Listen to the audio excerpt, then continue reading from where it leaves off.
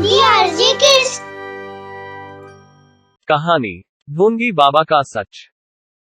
बेटा चरणदास, अब यहाँ पर हमें बहुत समय हो चुका है।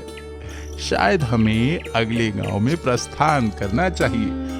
कुछ नए चमत्कार, कुछ नया आविष्कार जो लोगों के मन को भा जाए। फिक्र मत कीजिए, इस बार कुछ अलग ढंग से चमत्कार मैंने ढूंढ निकाले हैं। आप अपनी पूजा पर ध्यान दीजिए। भगवान दास एक ढोंगी बाबा था जो हमेशा लोगों को मूर्ख बनाकर विज्ञान को गलत साबित करने में लगा रहता था।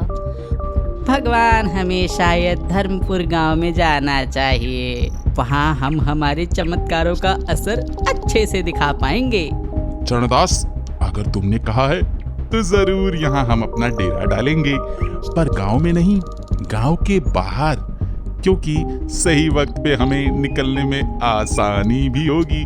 चरणदास और भगवान दास दोनों धर्मपुर गांव के बाहर एक पेड़ के नीचे अपनी झोपड़ी लगाते हैं।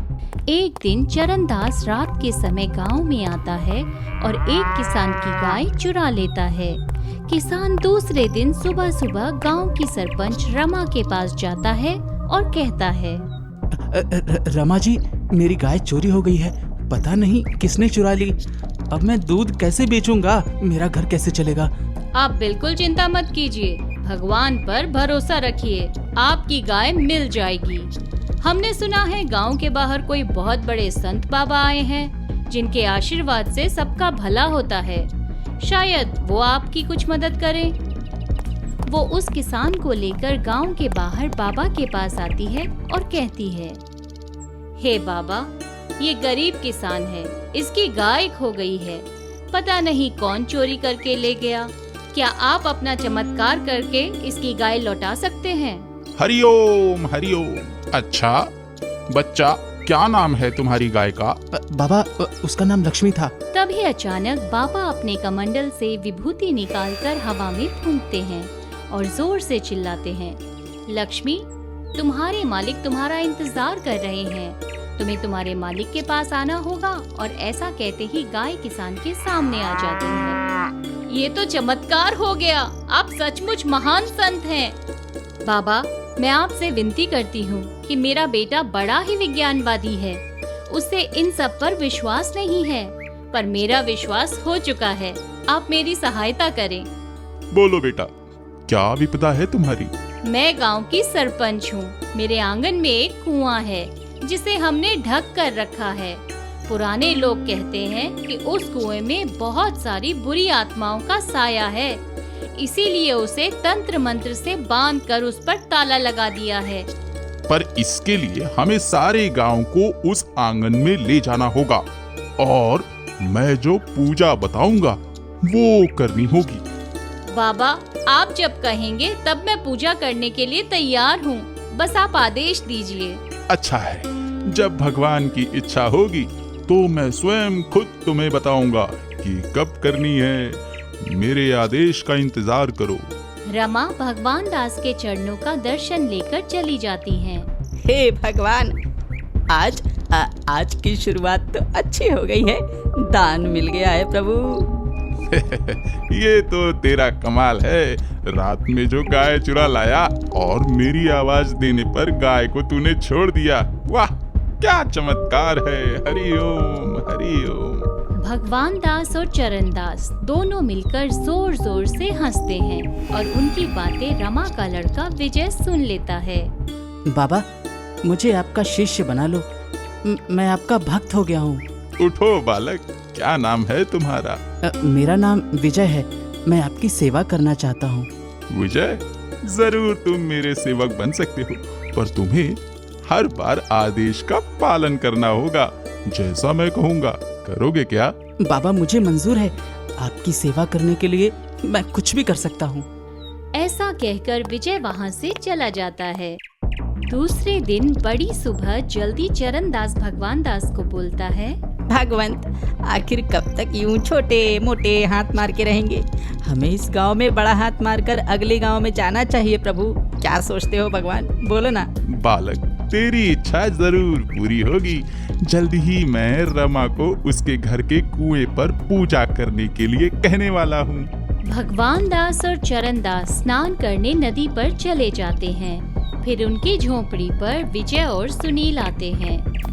विजय पेड़ पर टंगे एक माइक्रोफोन को निकाल लेता है और बाबा और चरण दास की सारी बातें एक रिकॉर्डर पर लगाकर सुनता है। जो यज्ञ करने वाले हैं उसमें जिसमें भस्म जहरीला होगा, सारे गांव वाले उसकी गंध में खो जाएंगे और धीरे धीरे धीरे सब बेहोश हो जाएंगे। सबके बेहोश होते ही हम हर घर में जाकर चोरी का माल लूट लेंगे और वहां से भाग जाएंगे। कैसी रही मेरी युक्ति? मतलब इस पूजा के दिन गांव में बहुत बड़ा कांड होने वाला है।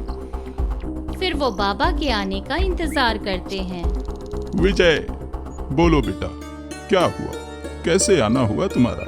बाबा मुझे कोई कार्य बताइए, मैं आपकी सेवा करने के लिए तड़प रहा हूँ। हरिओम हरिओम।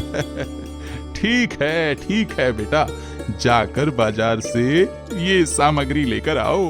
विजय बाजार जाता है और सामग्री की लिस्ट को पढ़ता है। उसे समझ में आता है कि इसमें जहरीला पाउडर लिखा है। वो चेहरे का पाउडर लेता है और जहरीले पाउडर की शीशी में भरता है और सारी सामग्री बाबा को लाकर दे देता है। बेटा विजय, अब तुम्हें गांव के सरपंच रमा को जाकर कहना है कि कल उनके घर में बड़ा सा यज्ञ होगा। पूरे 2 घंटे ये मंत्र पढ़ने हैं और ये तुम्हें पढ़ने हैं बेटा, क्योंकि तुम मेरे शिष्य हो। तुम ये पूजा सफल करोगे और उसी यज्ञ में ये धूप और बाकी सारी सामग्री डाल देना और तुम्हें ये सब एक साथ डालना है। क्या तुम तैयार हो? बाबा मैं बिल्कुल तैयार हूँ। विजय सारी सामग्री लेकर अपने घर आता है और माँ से कहता है, माँ देखो ना, बाबा ने सारी सामग्री दी है और कल ही यज्ञ करने को कह रहे हैं और खुद ये यज्ञ मैं करूँगा। मैं उनका शिष्य जो बन गया हूँ। अरे वाह बेटा विजय, मेरे मन की इच्छा पूरी हुई। तुम बाबा को मानने लगे, खुद उनके शिष्य बन गए। मुझे बहुत आनंद हुआ। मैं अभी जाकर गांव वालों को न्योता देती हूँ। दूसरे दिन पूजा का वक्त शुरू होता है। सारे गांव वाले आंगन में जमा हो जाते हैं। विजय यज्ञ शुरू करता है और चरणदास छुप छुप कर देखता है। चरणदास जल्दी में फिर गांव के बाहर जाता है और भगवान दास से कहता है, यज्ञ शुरू हो गया है प्रभु, जल्दी से चलो, हमें बहुत सारे गांव में जाकर चोरी करनी है। अरे मूर्ख, तू ऐसे कैसे आ गया? पहले देखना चाहिए था ना कि सारे गांव के लोग बेहोश हुए कि नहीं। अरे भगवान, पहली बार आपने कोई युक्ति बताई। जब आपने उसमें बेहोशी की दवा डाली है तो बेहोश तो होंगे ही ना। भगवान दास और चरणदास गांव के अंदर आते हैं और 1-2 घर की चोरी करते हैं और फिर एक किसान के घर में घुसने वाले होते हैं। तभी अचानक गांव में रोशनी हो जाती है और सारे गांव वाले विजय और रमा के साथ बाबा के सामने आ जाते हैं। विजय, तुम यहाँ क्या कर रहे हो बेटा? मैंने तो तुम्हें यज्ञ करने के लिए कहा था और रमा जी, आपको उस यज्ञ में शामिल होना था, बल्कि सारे गांव वालों को शामिल होना था। बाबा, आपको भी तो गांव के बाहर होना चाहिए था। आप इस समय गांव में क्या कर रहे हैं? वो मेरे यज्ञ का एक भाग है। तभी विजय और सुनील बाबा और चरणदास की माइक्रोफोन की रिकॉर्डिंग टेप रिकॉर्डर पर चलाते हैं और सारे गांव वालों के सामने बाबा का सच ले आते हैं। आपने जहरीली पाउडर डाली ताकि सारे गांव वाले बेहोश हो जाएं। पर मैं एक पढ़ा लिखा इंसान हूँ बाबा, मैंने उस दवाई का नाम पढ़ लिया था। आज तुम अपने ही जाल में फंस गए हो ढोंगी बाबा। रमा और सारे गांव वाले भगवान दास और चरणदास की पिटाई करते हैं और उन्हें पुलिस के हवाले कर देते हैं। हमारी अंधश्रद्धा का बाबा फायदा उठाने चला था। तुम्हारी शिक्षा ने सारे गांव को लुटने से बचा लिया। आज पूरा गांव बर्बाद हो जाता मेरे एक यज्ञ की वजह से। रमा एक लोहे की सलिया उठाती है और कुएं का ताला तोड़ देती है। इस कुएं का पानी कभी भी कम नहीं होता, चाहे कितना भी सूखा पड़ जाए। यही इसकी सच्चाई है। यहाँ कोई भूत प्रेत आत्मा नहीं है, ये सबके लिए खुला है। इस तरह विजय की वजह से सारा गांव लुटने से बच जाता है और ढोंगी बाबा का सच सामने आता है। भक्ति इंसान के मन की भगवान के प्रति श्रद्धा है। परंतु पैसे के लालच में किए जाने वाले चमत्कार अंधश्रद्धा का गोरख धंधा है।